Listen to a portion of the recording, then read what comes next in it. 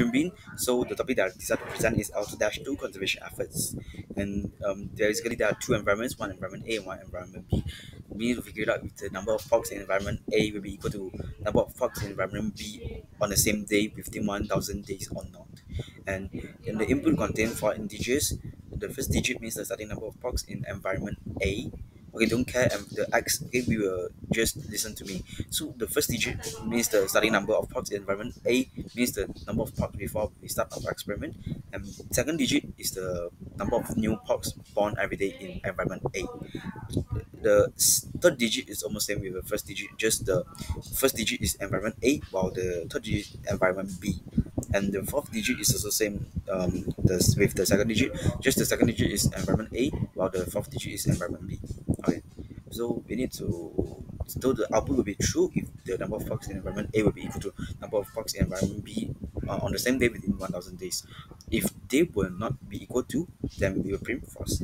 Okay, so this is my code, and at first we take the input from user. Since the value in the input right will be separated by space, so we will split the value in the input according to the space between them.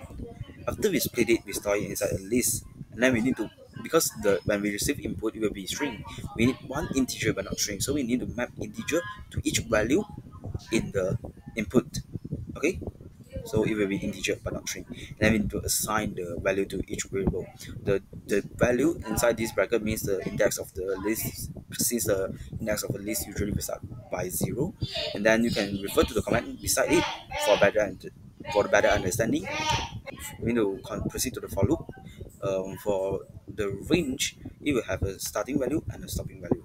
So before, because the day when we start our experiment is day 1, so we need to start with 1 and stop with 1001, because the program will run until 1000 only, means the value is before this stopping value lah. So because A and C are the initial value which will not be changed anymore, it just only need to multiply the day with the B and D, because the B and D will be affected and changed every day according to the number of days. The more the days, the more the value of B and D. And then if they are equal, we need to print true. I forgot to mention one point. The left side means environment A, while the right side means environment B. Okay, if they are equal, print true.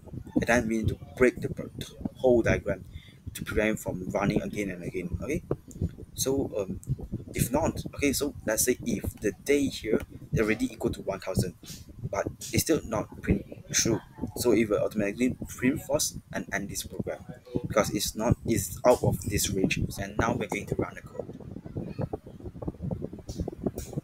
So as you can see, it passed both the test case.